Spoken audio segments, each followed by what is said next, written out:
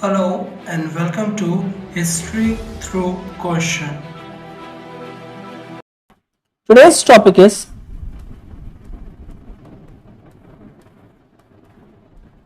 Charter act of 1833। Last lecture में हमने देखा था चार्टर एक्ट ऑफ 1813, ठीक है। और ये जो चार्टर एक्ट है 1833, ये काफी इंपॉर्टेंट चार्टर एक्ट है, ठीक है, क्योंकि इसने जो प्रोविजंस इंट्रोड्यूस किए थे वो काफी इंपॉर्टेंट हो जाते हैं, ठीक है। कुछ देख लेते हैं क्या क्या प्रोविजंस थे, उसके बाद हम सर्कमस्टांसेस डिस्कस करेंगे, उसके प्रोविजंस डिटेल में डिस्कस करेंगे और फाइनली क्रिटिकल एग्जामिनेशन या फिर अप्रेजल करेंगे, ठीक है। तो ये जो आपका सबसे पहले अगर हम देखेंगे जो एक्ट आया था, ये आया था under the reign of William Bentinck. So ये विलियम बेंटिक की रेन में आया था, ओके। सेकेंड चीज देखें, अगर हम एक ग्लिम्स देखें कि इस एक्ट के थ्रू कौन कौन से इंपॉर्टेंट प्रोविजंस इंट्रोड्यूस किए गए थे, तो इस एक्ट ने रिस्ट्रिक्ट कर दिया था, this act restricted patronage power to और simply patronage of the directors. जो डायरेक्टर्स पैट्रोनेज पावर को एंजॉय करते थे, इसने उसको रिस्ट्रिक्ट किया था। सेंट्रलाइजेशन ऑफ एडमिनिस्ट्रेशन किया था, centralisation of administration. Fourth point energy important जो थी, ये जो चार्टर एक्ट 1813 था ना, उसने ग्रांट किया था कंपनी को नेक्स्ट 20 इयर्स का आपका क्या रूल एक्सटेंड कर दिया था। और ये जो एक्सपायर हो रहा था चार्टर एक्ट 1833 में, तो 1833 का जो चार्टर एक्ट था उसने कंपनी का एक्सटेंड कर दिया था अनलेस वो डिसॉल्व नहीं होती, ठीक है ना। कंपनी का जो रूल था उसको एक्सटेंड कर दिया था अनलेस डिसॉल्व, जब तक वो डिसॉल्व नहीं हो पाती। इससे पहले 20 इयर्स के लिए ग्रांट कर रहे थे चार्टर, ठीक है। अब नेक्स्ट जो इंपॉर्टेंट थिंग है, सबसे पहले जो सर्कमस्टांसेस आएगा उसको हम अंडरस्टैंड कर लेते हैं कि क्या क्या चेंजेस हुए थे बिटवीन 1813 से लेकर 1833 तक, कि क्यों ये आपके जो स्ट्रिक्ट प्रोविजंस जो हमने अभी एक ग्लिम्स देखा था कि रिस्ट्रिक्ट कर दिया था पैट्रोनेज या फिर सेंट्रलाइजेशन ऑफ एडमिनिस्ट्रेशन की, क्यों जरूरत पड़ी थी। तो सबसे पहले चेंजेस बिटवीन 1813 से 1833 क्या क्या चेंजेस आए थे, ठीक है। तो इंडस्ट्रियल रेवोल्यूशन चल रहा था इंग्लैंड में, ठीक है ना। फर्स्ट पॉइंट आ जाएगा आपका इंडस्ट्रियल रेवोल्यूशन।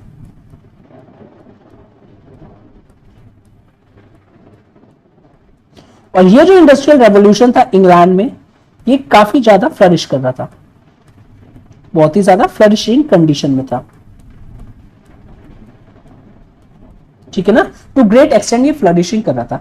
सेकेंड अगर हम देखें कि जो एक्सपोर्टिंग मशीन्स थी वो चीप गुड्स, यानी जो उनकी इंडस्ट्रियल जो मशीन्स थी, इंडस्ट्रियलाइजेशन जो चल रहा था, उनकी जो मशीन्स थी वो चीप गुड्स बना रही थी। और ठीक है, तो एक्सपोर्टिंग मशीन्स चीप गुड्स। अब इन चीप गुड्स को बनाने के लिए इनको रॉ मटेरियल कहां से मिल रहा था, वो कॉलोनीज से मिल रहा था, सच एज इंडिया हो गया। तो वहां से वो लोग रॉ मटेरियल्स को एक्सप्लॉइट कर रहे थे कम रेट पे, ठीक है, लेके आते थे अपने यहां, ठीक है, अपने यहां लेके आके इंडस्ट्री में सप्लाई कर देते और फिर वहां से मशीन मेड चीप गुड्स मिलता था। उसके बाद ये मटेरियल कहां लेके जाते थे, ये मटेरियल्स उन कॉलोनीज में लेके जाते थे एज ए फिनिश गुड और वहां पे जाके बेचते थे। उससे क्या हुआ, इनकी जो प्रॉस्पेरिटी थी इंक्रीज हो गई। अब ये जो प्रॉस्पेरिटी जो इंक्रीज हुई है ना, उसने आपका बर्थ दे दिया कि spirit of independence. So this prosperity give birth to spirit of independence, spirit of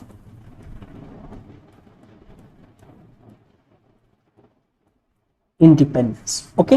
now ये जो स्पिरिट ऑफ इंडिपेंडेंस थी, अब वहां पे जो लेबर थे, ठीक है ना, जो वहां पे लेबर थे, वर्क कर रहे थे इंडस्ट्रियल फैक्ट्रीज में, ठीक है ना, वो डिमांड करने लगे और क्लेम करने लगे कि आपको तो बहुत ज्यादा प्रॉस्पेरिटी हो रही है, लेकिन हमारी जो वर्किंग कंडीशंस है वो बहुत ज्यादा खराब है, पैथेटिक है, ठीक है ना। तो वो बेटर वर्किंग कंडीशंस के लिए डिमांड करने लगे, बेटर वर्किंग कंडीशंस के लिए वो लोग डिमांड करने लगे, ठीक है ना। उसके बाद अब ऑब्वियसली ये जो आपका इंडस्ट्रियल रेवोल्यूशन था इसको कौन होल्ड करेगा, तो वो वहां के जो कैपिटलिस्ट थे। कैपिटलिस्ट ने चाहे ये जो आपके लेबर जो डिमांड कर रहे हैं इनकी डिमांड को सप्रेस करना चाहे, कि जो जितने भी लेबर ये जो वर्किंग कंडीशन की बात कर रहे हैं, वेजेस ज्यादा करने की बात कर रहे हैं, फैसिलिटीज की बात कर रहे हैं, इनकी डिमांड्स को उसने सप्रेस कर दिया, ठीक है ना। एट द सेम टाइम जब ये सारी चीजें हो रही थी तो उसी time new class intelligentsia emerge हुआ था। न्यू क्लास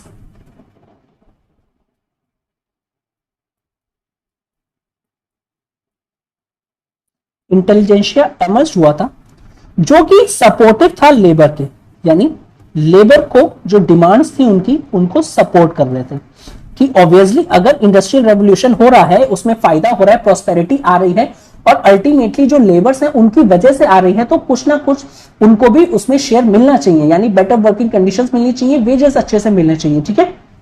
ओके तो ये जो न्यू क्लास इंटेलिजेंशिया था ये सपोर्ट कर रहा था, लेकिन जो कैपिटलिस्ट जो इन इंडस्ट्रीज को होल्ड कर रहे थे वो चाहते थे कि ऐसा ना हो। इट इज बिकॉज अगर ऐसा होगा तो उनको प्रॉफिट में से शेयर ज्यादा देना पड़ेगा, ठीक है। ओके नेक्स्ट जो चीज थी कि वहां पे ना न्यू लिटरेचर एमर्ज हुई। New literature in the sense की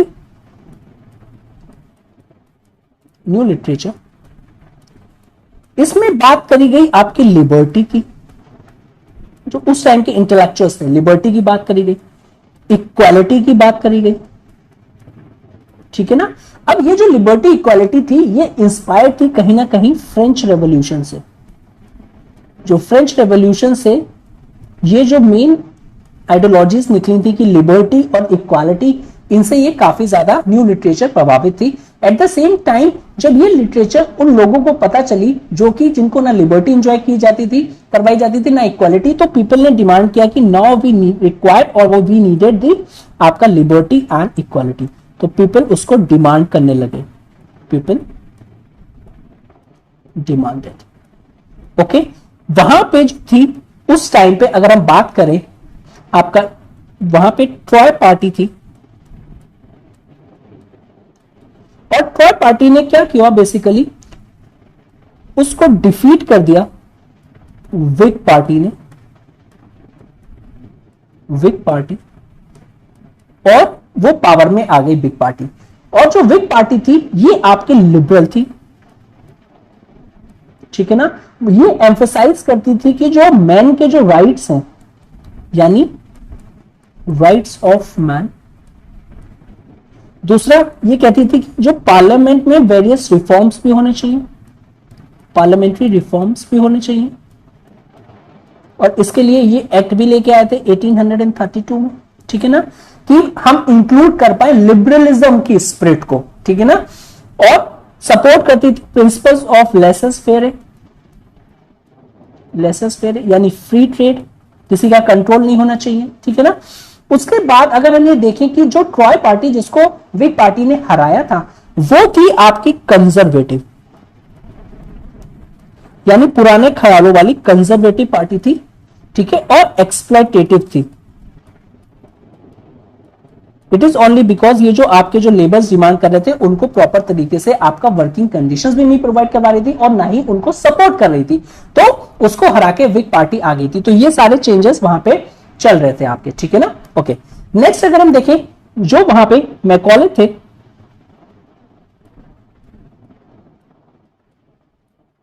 मैकॉले अब सेक्रेटरी बन गए थे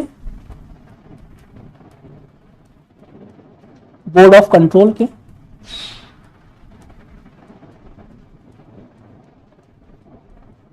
और जो जेम्स मिल्स थे वो काफी ज्यादा इन्फ्लुएंस कर रहे थे public opinion both inside and outside the parliament, ठीक है। इस कंडीशन में जो गवर्नमेंट थी उसने एडवोकेट किया कि क्यों ना बेसिकली एक रिप्रेजेंटेटिव सिस्टम्स लाया जाए इन इंडिया में, ठीक है ना। दैट इज ये जो आपकी विग पार्टी जो लिबरल थी, इस पार्टी ने क्या कहा कि इस पार्टी ने और इस गवर्नमेंट ने एडवोकेट किया कि बेसिकली सिंपल रिप्रेजेंटेटिव सिस्टम या फिर बिगनिंग करी जाए रिप्रेजेंटेटिव सिस्टम की इन इंडिया में। और ये जो रिप्रेजेंटेटिव सिस्टम जो गवर्नमेंट गवर्नमेंट जो रिप्रेजेंटेटिव सिस्टम इंडिया में आएगा, इसकी बिगनिंग उन्होंने कैसे करी? इसकी बिगनिंग उन्होंने स्टार्ट करी कि जो अब गवर्नर जनरल की जो काउंसिल होंगी, जो गवर्नर जनरल की जो काउंसिल है, अब उनको मस्ट एडमिट करना होगा some representatives of the British people plus some Indians. तो कुछ रिप्रेजेंटेटिव्स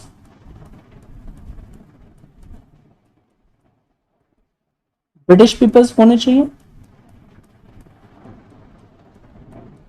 और कुछ आपके इंडियंस भी होने चाहिए।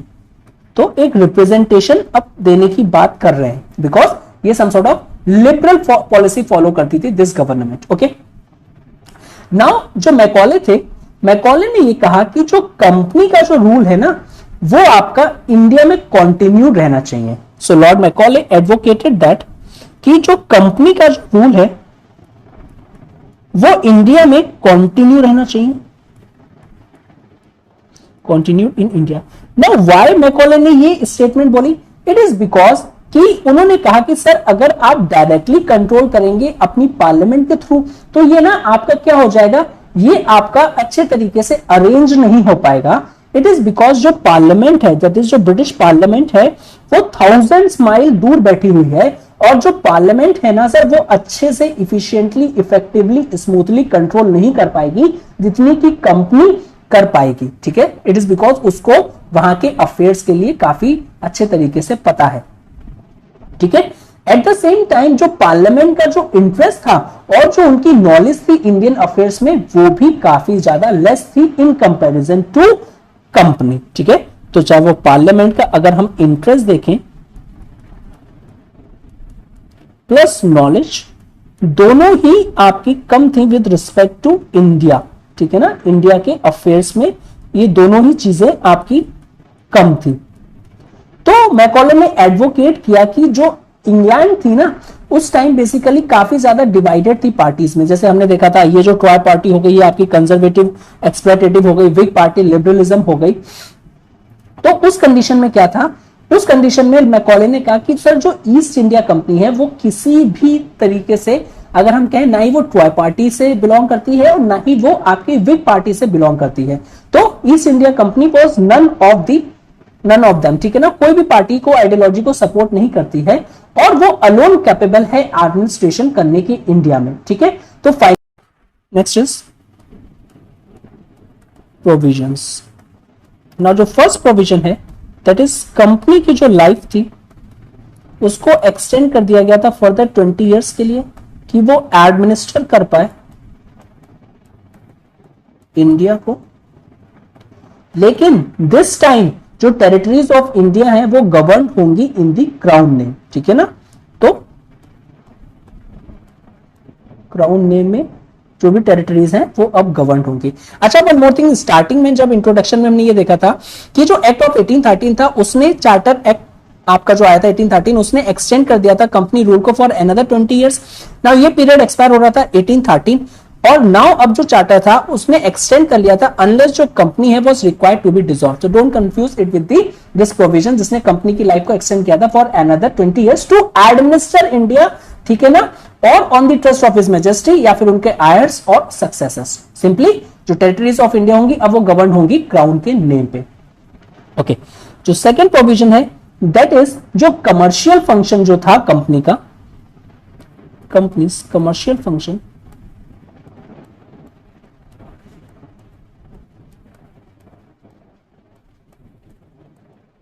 अब वो उसको ले लिया गया। ठीक है, और जो कंपनी थी अब वो सिर्फ रह गई only remain as a political functionary, सिर्फ एक पॉलिटिकल उसका जो पावर रह गई, उससे कमर्शियल फंक्शंस ले लिए गए थे। सिंपली अगर हम देखें, जो आपकी ट्रेड मोनोपोली थी इनकी इंडिया में, वो तो पहली चार्टर एक्ट 1813 ने ले ली थी, और जो बची हुई मोनोपोली थी कि आपका जो ट्रेड था विद चाइना और टी का, ठीक है ना, वो भी अब क्या कर दिया गया, एंड कर दिया। तो कंप्लीट कमर्शियल फंक्शन को कंपनी के आपके बंद कर दिए गए थे। थर्ड प्रोविजंस, जो कंपनी था, अब जब ट्रेड नहीं हो पाएगा तो क्या हो जाएगा, तो कंपनी के लिए कहा गया कि अब आपको कंपनसेशन मिलेगा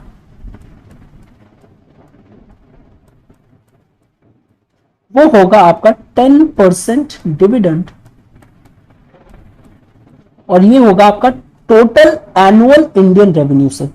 जितना भी टोटल इंडियन रेवेन्यू आ रहा है उसका 10% आपको क्या मिलेगा, आपका डिविडेंड मिलेगा, ठीक है ना।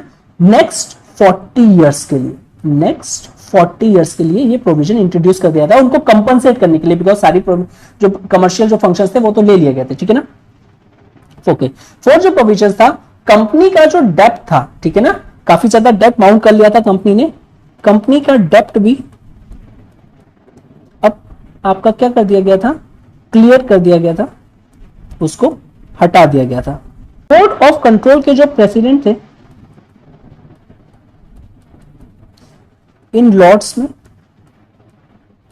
अब उनको बना दिया गया था minister of Indian affairs, minister of Indian affairs, और इनके जो कलीग्स थे उसको आपका डिसअपियर कर दिया गया था, उसकी जगह अपॉइंट किए गए थे 5 असिस्टेंट कमिश्नर्स जो इनको असिस्ट करेंगे, ठीक है। 6 पॉइंट कि इनकी जो आपका जो सेक्रेटरी थी, इनकी जो सेक्रेटरी थे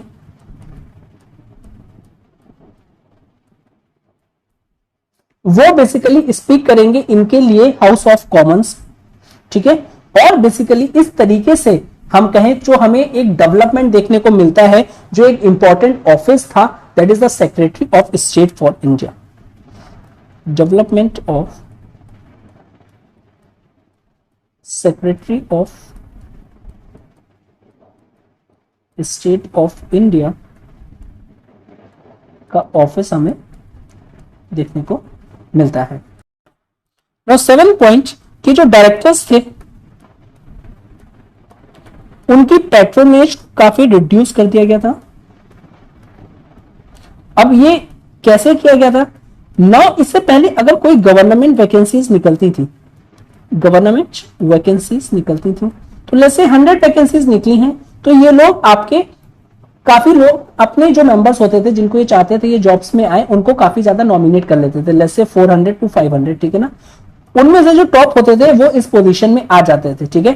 अब क्या किया गया, इनकी पैट्रोनेज को रिस्ट्रिक्ट करने के लिए अब इनसे कहा गया कि जितनी भी एक्चुअल वैकेंसीज होंगी जो गवर्नमेंट फिल करना चाहेंगी, अब आप उसके लिए नॉमिनेट कर सकते हैं सिर्फ 2 टाइम्स मेंबर्स, जो कि आपके होंगे मेलीबरी और हेलीबरी आपके कॉलेज से बिलोंग करेंगे, ठीक है। वो लोग उसमें से जो टॉप मोस्ट है उनको जॉब्स मिल जाएगी, ठीक है। लेकिन ये जो पैट्रोनेज जो रिस्ट्रिक्ट करी गई थी, इसके लिए डायरेक्टर्स काफी ज्यादा अपोज कर रहे थे। उसके बाद फाइनली फिर एक अमेंडमेंट हुआ 1834 में, और ये जो पावर थी उसको समहाउ रिस्टोर कर दी गई टू दी डायरेक्टर्स। नेक्स्ट जो 8 प्रोविजंस है वो है लाइसेंसिंग सिस्टम। लाइसेंसिंग सिस्टम जो था उसको अबॉलिश कर दिया गया। ना ये जो लाइसेंसिंग सिस्टम था इसको अबॉलिश किया, सिंपली अगर हमें कहें कि अब कोई भी जो इंग्लिशमैन होगा वो एक्वायर कर सकता था प्रॉपर्टी, सेटल हो सकता था इंडिया में, एट द सेम टाइम वो ट्रेड भी कर सकता था इंडिया में फ्रीली, ठीक है। ऑल्दो ये जो इंग्लिशमैन थे इनको प्रॉपरली बिहेव करना था, और ये रिस्पॉन्सिबिलिटी दी गई थी गवर्नर जनरल को, ठीक है। ओके, नेक्स्ट जो प्रोविजन है वो रिलेटेड है to central government. So provisions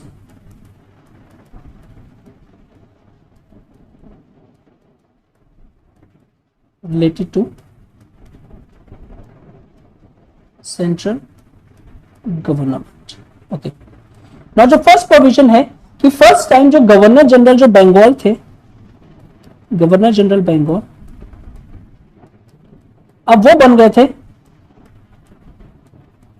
governor general of India, उनको गवर्नर जनरल ऑफ इंडिया बना दिया गया था। सेकेंड प्रोविजंस, तो गवर्नर जनरल की जो पावर्स थी,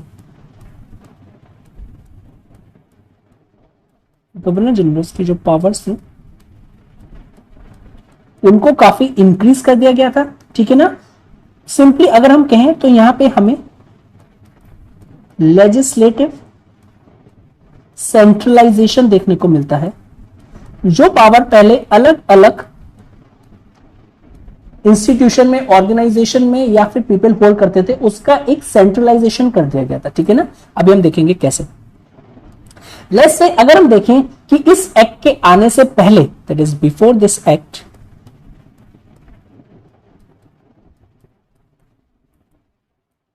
five different kind of laws थे, फाइव टाइप्स ऑफ लॉज जो थे, यानी फाइव टाइप्स ऑफ लॉज बन सकते थे। अब जब फाइव टाइप्स ऑफ लॉज अलग अलग बन सकते हैं तो क्या होता था, तो इनके बीच में कॉन्फ्लिक्ट होता था कि अगर एक ही सब्जेक्ट है लेकिन वो फाइव टाइप्स ऑफ लॉज उस पर बन सकते हैं, डिफरेंट काइंड ऑफ लॉज बन सकते हैं, तो ऑब्वियसली जो कॉन्फ्लिक्ट है वो आपका क्या है, नेचुरल है। ठीक है ना, उससे क्या होता था, काफी ज्यादा बेसिकली इनरोल आ जाता था और कंफ्यूजन क्रिएट हो जाता था। तो कॉन्फ्लिक्ट समझ में नहीं आता था और बहुत ज्यादा आपका कंफ्यूजन भी हो जाता था। अब ये जो फाइव टाइप्स ऑफ थे, ये कौन कौन से एक्ट थे, सिंपली अगर हम देखें जो five different types of laws थे। नाउ सबसे पहले जो देखें, जो act pass by parliament, act pass by parliament. Second थे आपके चार्टर एक्ट, जिनको हम डिस्कस कर रहे हैं। थर्ड थे रेगुलेशंस या फिर orders of governor general in council, regulations और ऑर्डर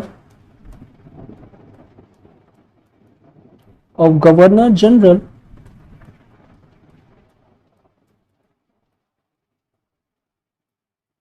इन काउंसिल। फोर्थ था सुप्रीम कोर्ट जो वेरियस ऑर्डर इशू करता था from time to time. Now जो फिफ्थ लॉज था, that is laws made by different laws made by different presidencies. अब जो presidencies थी उनके बीच में भी डिफरेंट डिफरेंट लॉज बन जाते थे। तो ये सारे के सारे जितने भी जो लॉज हैं ये काफी डिफरेंट नेचर के हो जाते थे। सच एज अगर एग्जांपल लें हम कि बंगाल का एग्जांपल लें,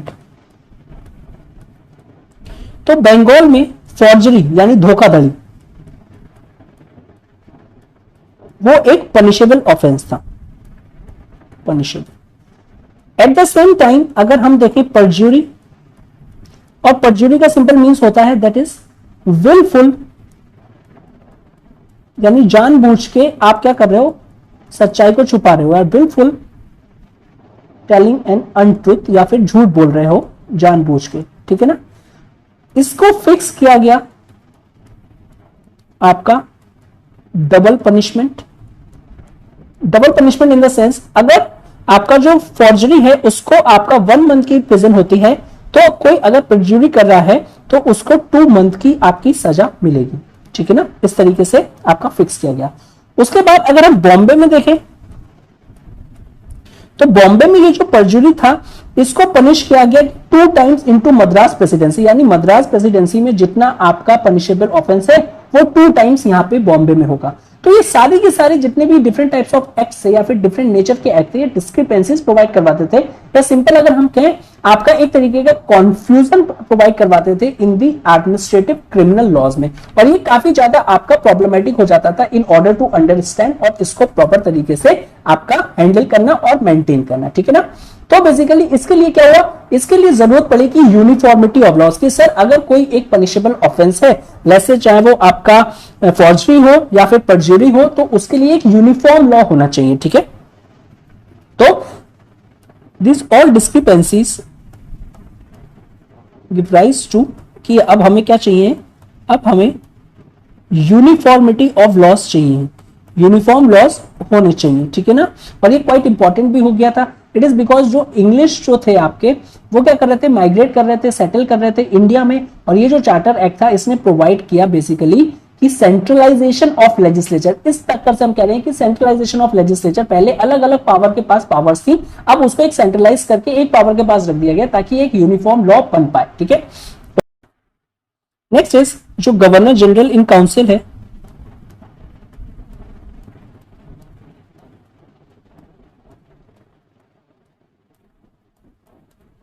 अब ये लॉज बना सकती थी, और ये जो गवर्नर जनरल लॉज हैं इनको एम्पावर कर दिया गया था कि आप लॉज बनाइए फॉर ऑल सब्जेक्ट्स, सारे सब्जेक्ट्स के लिए, ऑल प्लेसेस, पर्सन्स, और ये जो लॉज हैं ये एनफोर्सिएबल होंगे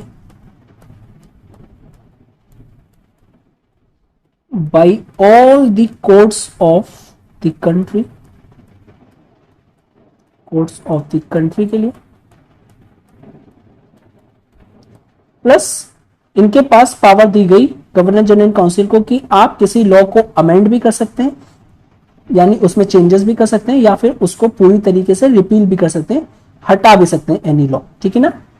साथ ही साथ गवर्नर जनरल काउंसिल को यह भी पावर दे दी गई थी कि ये मेक कर सकते हैं law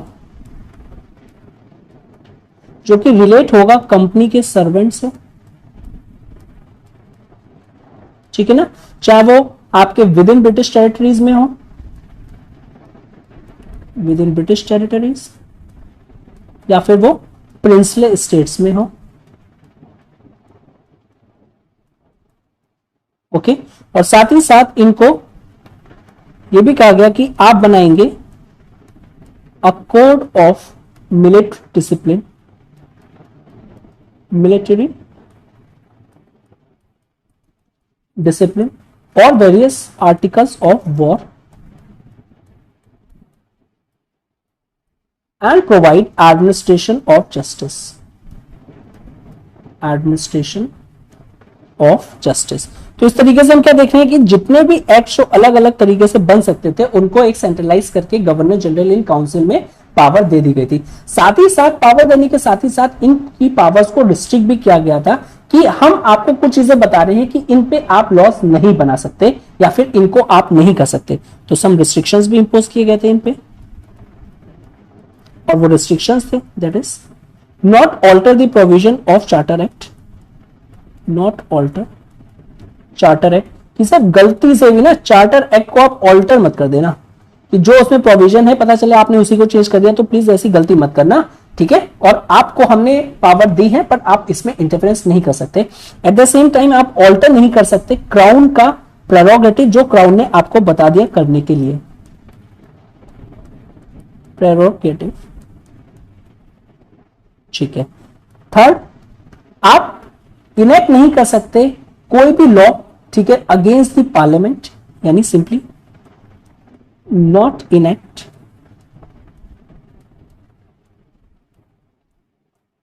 against the parliament law, parliament law, और अगेंस्ट इट्स अथॉरिटी, कि अगर कुछ पार्लियामेंट ने इंट्रोड्यूस किया है तो आप लॉ लेके आए उसके अगेंस्ट में, ठीक है, तो आप ऐसा नहीं कर सकते, और उसकी अथॉरिटी के लिए भी आप क्या कर सकते हैं, आप कोई भी रूल को अप्लाई नहीं कर सकते, ठीक है। Fourth, not alter mutiny act, mutiny act को भी आप ऑल्टर नहीं कर सकते। फिफ्थ, बेसिकली आप चेंज नहीं कर सकते जो रिटन है और unwritten constitution of England, not change written और अनरिटन कॉन्स्टिट्यूशन ऑफ इंग्लैंड को भी आप चेंज नहीं कर सकते, ठीक है ना। तो ये आपके रिस्ट्रिक्शंस इंपोज करे गए थे। अब क्या किया, अब देखो कितनी ज्यादा पावर्स बढ़ गई हैं, ठीक है ना। तो गवर्नर जनरल को असिस्ट करने के लिए इनकी लेजिस्लेटिव ड्यूटीज में एक लॉ मेंबर्स को ऐड कर दिया गया, ठीक है, to assist governor general,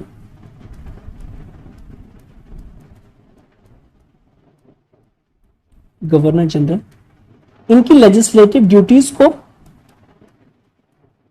easy बनाने के लिए एक लॉ मेंबर को ऐड कर दिया गया, लॉ मेंबर को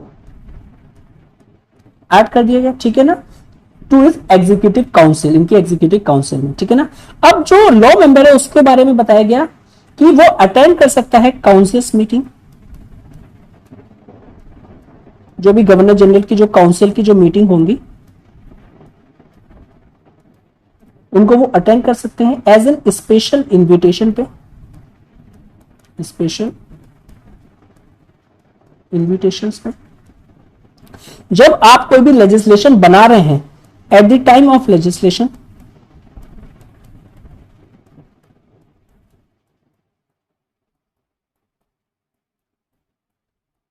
तो आपका लॉ मेंबर प्रेजेंट होना चाहिए, ठीक है ना, उसको नोन होना चाहिए कि आप बना रहे हैं।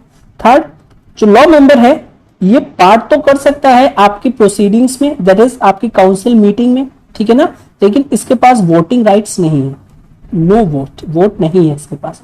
उसके बाद क्योरम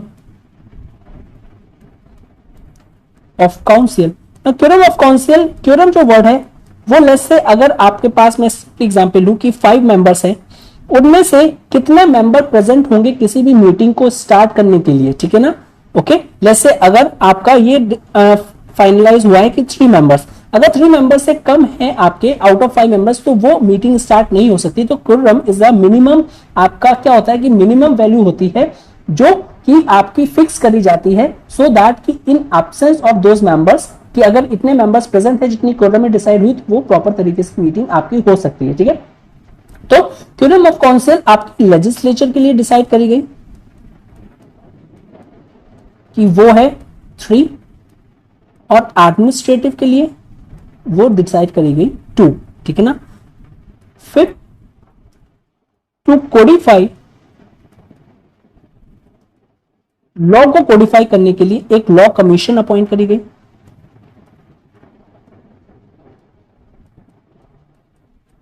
उसको अपॉइंट किया गया, ठीक है ना, एक लॉ कमीशन को भी। नाउ ये जो एक्ट था, अभी तक हम क्या देख रहे थे, सेंट्रलाइजेशन ऑफ लेजिस्लेचर देख रहे थे, ठीक है ना।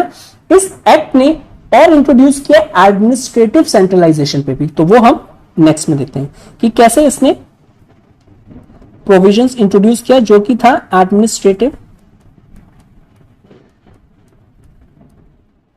सेंट्रलाइजेशन। ओके, फर्स्ट जितनी भी प्रेसिडेंसीज थी, all presidencies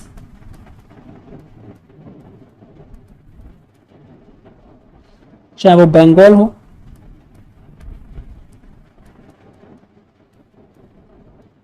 Bombay and Madras, वो आ गई थी under control of governor general, ठीक है, ओके। और उनको पावर्स दे दी गई थी कि आप इनको क्या कर सकते हैं, इनको सुप्रिंटेंडेंट कर सकते हैं,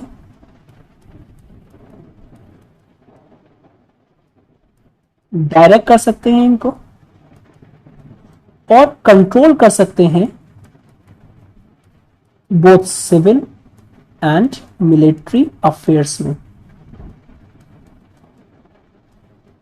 ओके, ठीक। नेक्स्ट है, अगर ये डिसओबे करते हैं, ठीक है ना, in case of disobeying by any member of governor, that is जो प्रेसिडेंसीज क्या हुआ, तो गवर्नर जनरल को पावर दे दी गई थी कि आप उसको रिमूव कर दीजिए, ठीक है ना, ओके। अगर वो विजिट करते हैं किसी प्रेसिडेंसीज को, तो गवर्नर जनरल सुपरसीड करेंगे गवर्नर को, ठीक है ना, और अगर रिक्वायर्ड किया तो उनकी काउंसिल को भी ओवरराइड कर देंगे, ठीक है। तो अगर वो प्रेसिडेंसी में उन्होंने विजिट किया गवर्नर जनरल ने, तो गवर्नर जनरल सुपरसीड करेंगे गवर्नर को, अगर जरूरत पड़ी तो वो ओवरराइड भी कर सकते हैं इनकी जो लोकल काउंसिल है उसको, गवर्नर जनरल, ठीक है ना। तो ये आपका क्या हो रहा है, एडमिनिस्ट्रेटिव सेंट्रलाइजेशन हो रहा है, ठीक है ना, ओके। नेक्स्ट देखते हैं हम फाइनेंशियल सेंट्रलाइजेशन, फाइनेंशियल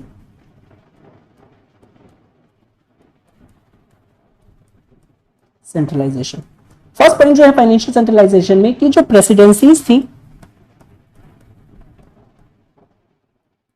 इनको डिप्राइव कर दिया गया इनकी पावर्स ऑफ टैक्सेशन में, यानी इनकी जो टैक्सेशन जो पावर थी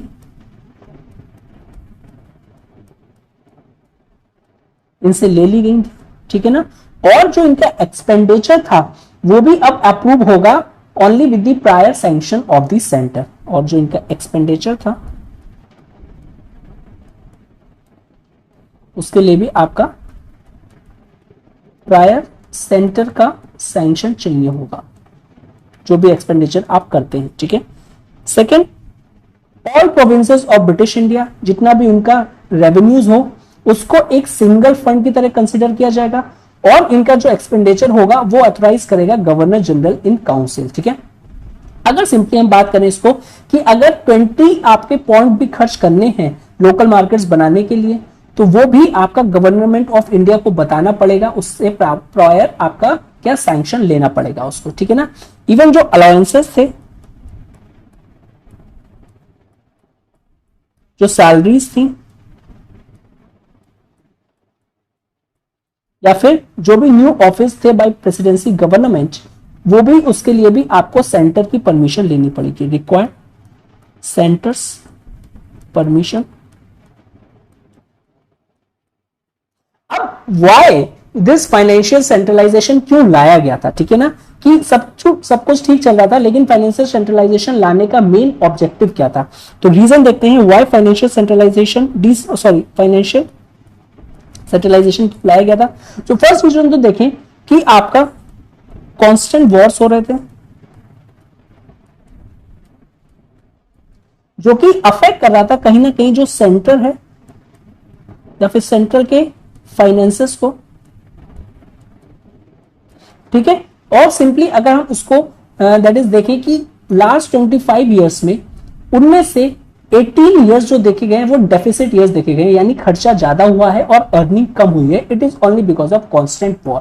ठीक है ना, उसके बाद सेकंड जो पॉइंट था कि व्हाई ये जो आपका फाइनेंशियल सेंट्रलाइजेशन लाया गया था, इट इज बिकॉज जो सेंटर था उसको रिस्पॉन्सिबल बना दिया गया था for the solvency of the empire.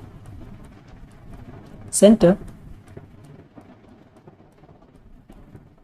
responsible for the solvency of the empire। ठीक है ना, तीसरा आपका क्यों लाया गया था? It is because of complex administration था, कॉम्प्लेक्स एडमिनिस्ट्रेशन था। ठीक है, और क्या रीजन थे? इट इज बिकॉज जो सेंटर था उसको फाइनेंशियल जरूरत थी, सेंट्रल को फाइनेंशियल नीड्स थी।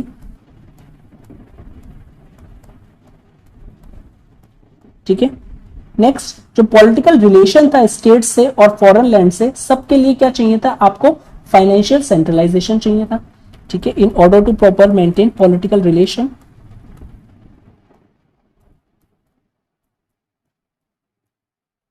विद स्टेट्स एंड जितनी भी फॉरेन लैंड्स थी उनके लिए आपको मनी रिक्वायर्ड था। ठीक है ना, उसके बाद सेंटर की जो रिस्पॉन्सिबिलिटी थी, दैट इज जो होम अथॉरिटीज थी फाइनेंशियल डीलिंग्स के लिए, उसके लिए भी आपका फाइनेंशियल सेंट्रलाइजेशन चाहिए था। सेंटर्स रिस्पॉन्सिबल था होम अथॉरिटीज की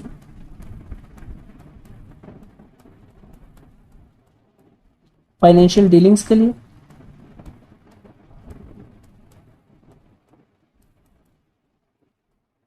यूनिफॉर्मिटी चाहिए थी इसके लिए, यूनिफॉर्मिटी रिक्वायर्ड थी, इसके लिए फाइनेंशियल सेंट्रलाइजेशन लाया गया था। उसके बाद जो ब्रिटिश जो कैपिटलिज्म थी, British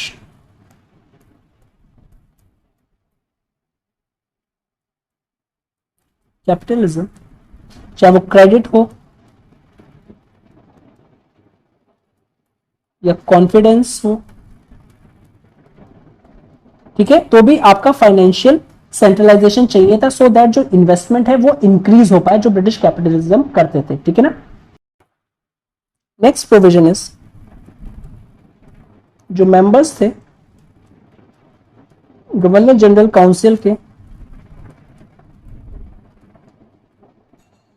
of Madras and Bombay, उसको रिड्यूस कर दिया गया था टू 2। और ये जो मद्रास की जो प्रेसिडेंसी थी इसको सेपरेट आर्मी प्रोवाइड करवा दी गई थी, सेपरेट आर्मी। ये थी under control of commander in chief, और commander in chief under control थे सेंटर के। तो सिंपल अगर हम कहें लेजिस्लेटर मैटर्स में जो प्रेसिडेंसीज थी वो कंप्लीटली सबऑर्डिनेट कर दी गई थी सेंटर पे, ठीक है। नेक्स्ट प्रोविजन, बिशप यानी जो मिशनरीज थे, क्रिश्चियन मिशनरीज, उनको भी अपॉइंट किया गया था वेरियस प्लेसेस में, ठीक है ना। और जो गवर्नर जनरल ऑफ इंडिया था वो कंटिन्यू रहे थे as governor of Bengal. Okay, next एक इंपॉर्टेंट चीज हुई, that is the introduction of section 87। ये जो सेक्शन 87 था इसको ऐड किया गया था इस प्रोविजन के थ्रू, और ये कहता है आपका नो इंडियन सिटीजन डिनाइड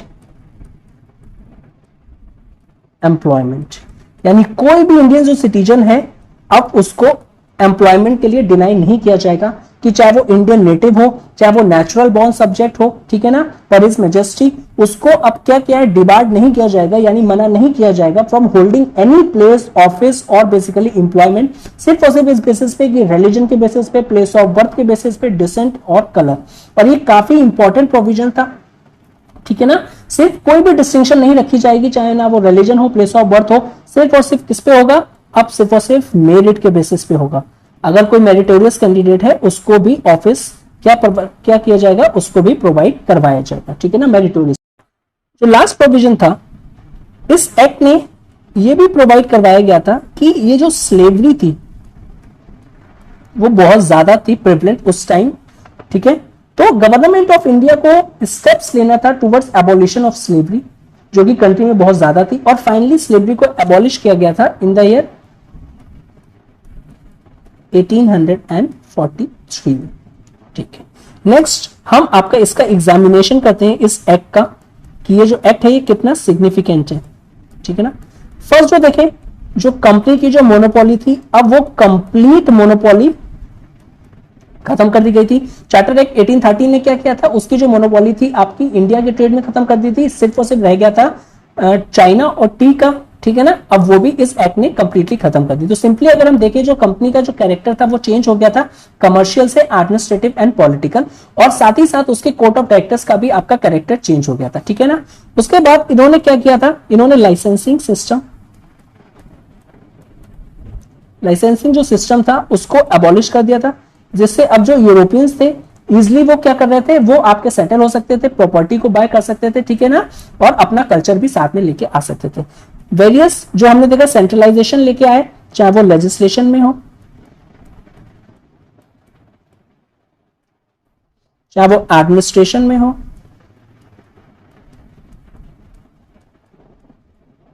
और चाहे वो फाइनेंशियल सेंट्रलाइजेशन हो, वो हमने चीजें देखी। और ये जो ना, ये जो एक्ट आपके जो सेंट्रलाइजेशन थी ये क्वाइट सिग्निफिकेंट था इस एक्ट में, ठीक है ना।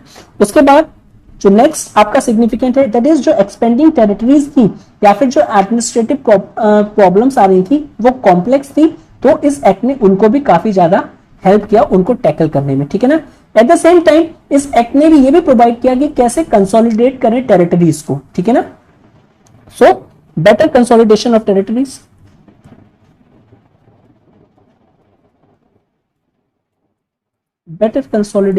टेरिटरीज, जो कि आपकी एक्वायर करी गई थी थर्ड एंग्लो मराठा वॉर से, ठीक है ना। उसके बाद जो एक्ट थे वेरियस कोडिफिकेशन ऑफ लॉ हुआ, codification of law was quite important, codification of law ये भी काफी इंपॉर्टेंट था, ठीक है ना। बेसिकली जो कि अप्लीकेबल कर रहा था कि सारे क्लास ऑफ जो इनहैबिटेंट्स थे, ठीक है, उसके लिए सेम होगा, ठीक है ना, जो कि एप्लीकेबल होगा all classes of inhabitants of territories, ठीक है ना। उसके लिए कमीशन भी अपॉइंट करवाई गई थी, और ये जो कमीशन जो अपॉइंट करवाई गई थी ये मैकॉले के लिए करवाई गई थी, ठीक है, कि आप एक ड्राफ्ट लॉ बनाइए जो कि इन्फोर्स होगा ऑल ओवर आपका इंडिया में, ठीक है।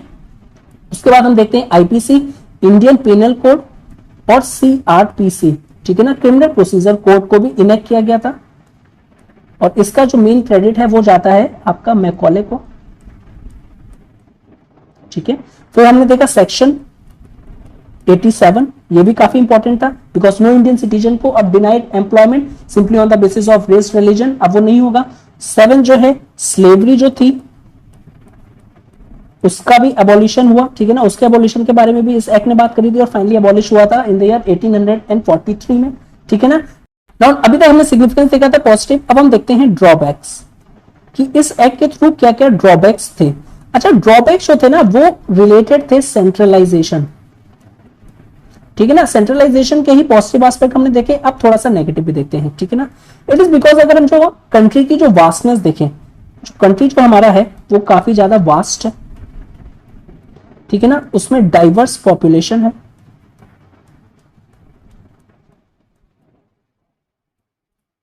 और कल्चर भी है, तो ये सारी की सारी चीजें रिक्वायर करती हैं डिफरेंट इकोनॉमिक अरेंजमेंट्स, और यही जो आपका डिफरेंट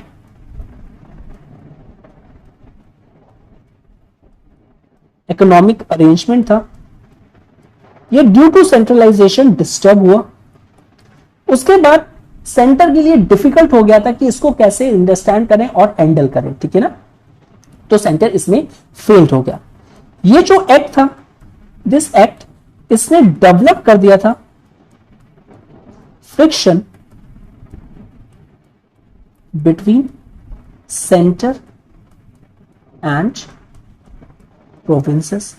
इट इज बिकॉज अब क्या था कि फाइनेंशियल ग्रांट से रिलेटेड जो भी प्रोविंसेस की रिक्वायरमेंट होती थी उसके लिए प्रायर सैंक्शंस लेना था, हर एक चीज के लिए बताना पड़ता था। ओके, ठीक है। नाउ ये आपके ड्रॉबैक्स हो गए with respect to centralisation. Conclude कैसे कर सकते हैं इसको, तो सिंपली हम कह सकते हैं जो कि रिक्वायर्ड सेंट्रलाइजेशन की काफी रिक्वायरमेंट थी उस time in order to administer India, वो इस एक्ट के थ्रू अचीव हुई। इट इज बिकॉज इसने जो सेंट्रलाइजेशन किया था वो आपके मेन इंपॉर्टेंट स्पेस में किया था, डायमेंशंस में किया था, चाहे वो लेजिस्लेटिव हो, एडमिनिस्ट्रेटिव हो और या फिर फाइनेंशियल हो, जिसमें ओवरऑल अगर हम देखें जो इसके ड्रॉबैक्स हैं उसको क्या किया था, इसके जो एडवांटेजेस थे वो ज्यादा है in comparison to the drawbacks, ठीक है। तो ये एक्ट काफी सिग्निफिकेंट था, ठीक है। और इस लेक्चर का जो पीडीएफ है वो अवेलेबल हो जाएगा आपको टेलीग्राम चैनल पे, प्लीज आप जाएं वहां पे, डिस्क्रिप्शन में लिंक है, उससे वहां पे डाउनलोड कर सकते हैं। Okay, so if you like this video please do like share and subscribe and thank you very much for watching this. Have a good day and stay safe.